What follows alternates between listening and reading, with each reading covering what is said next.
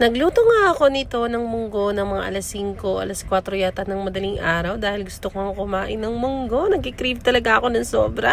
Alas 5 na nga ako ng madaling araw nito nakatulog pero maaga pa rin ako nagising, which is alas 9 na nga ng umaga. Sinabihan ko na nga sila mama na pag uwi nga nila ipupunta nga kami dito sa May Laloma. Galing pa nga ng Alabang nito sila mama pero walang pahinga, diretso gala nga kami nito sa Laloma para tumingin ng mga lechon. Gusto kasi namin na kapag bibili nga kami ng lechon ay makita nga namin personal kung saan kami pwedeng bumili at yung masarap at sulit nga sa babayaran. Shoutout nga sa tatay ko pati na nga rin sa lola ko na sila nga ang sumagot ng lechon.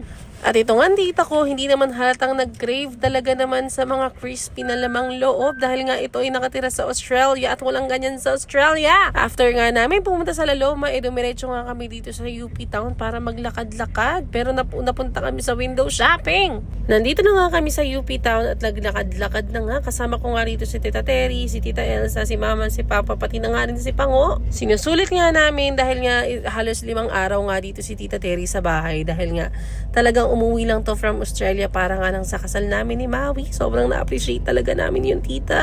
Nag-picture-picture pa nga itong magkakapatid. Mukha silang regalo ni Santa Claus. Napadaan nga ako dito sa Aldo at may nakita nga ako dito na sandals na may heels. And feeling ko napakaganda nitong suotin sa kasal. Talaga namang napabili nga na naman ako. Wala nang kwarta. Talaga namang gumastos pa nga dito si ating girl. Hindi ko nga alam kung saan ko to ilalagay after nga ng kasal. Kasi nga isang beses lang naman tong gagamitin. After nga namin maglakad-lakad, napadaan nga kami dito sa mesa. Kaya naman dito na nga lang din kami kumain. Umorder nga lang kami dito ng mga vegetable, scallops, bangus na pinaputok.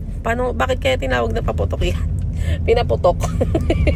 Natatawa nga ako sa tatay ko dahil nga nung nag-bill out, nagkatinginan nga kami dahil akala niya ako na nga yung magbabayad. Naglabas na kasi ako ng card. Akala pa nga ng tatay ko ako talaga yung magbabayad. Buti na lang sira talaga yung card terminal ng mesa. At siya na nga ang tuluyan nagbayad ng cash kaya naman napakamot siya. Minsan na lang kasi namin mabudol yan dahil minsan na nga lang sila magbayad sa mga kinakain namin dahil lagi na lang silang libre. After nga namin kumain sa mesa, pumunta nga kami dito sa bench para nga bumili ng mga gagamitin namin. At shopping na naman at bagastos na naman si ating girl. After nga namin pumunta sa bench, naglakad-lakad lang kami at pumunta nga kami dito sa Jayco para nga bumili ng donut. Nag-crave kasi yung nanay ko sa Jayco dahil nga sabi namin magi-Starbucks nga kami at si Jubil naman ang nang libre. At si mama naman ang gumastos sa Jayco, diba? Kakakain lang namin sa mesa, kumain na naman kami nitong Jayco. Dito na nga lang din sa Starbucks sa may UP.